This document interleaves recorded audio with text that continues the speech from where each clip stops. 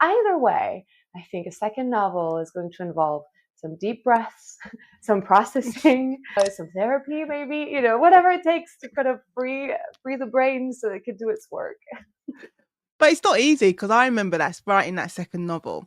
It's the expectations you have is that you're never prepared for them. Because I remember sitting there thinking at this same desk, thinking, how am I going to do this again? Because I know people like the first one. It's not as if it's not as if you can't write. You know you can write and you know you can tell a story, but it's a different kind of pressure on you because it's other people's expectations you put on yourself.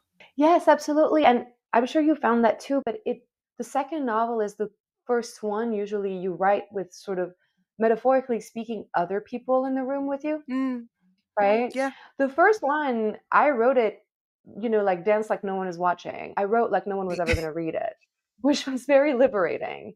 And it was hard when working on the second one to convince myself that it was going to be the case. And eventually I got, to kind of convince myself to write like no one was going to read, which I think is the only way to write well. yeah. And eventually I got there, but I certainly had to recondition myself.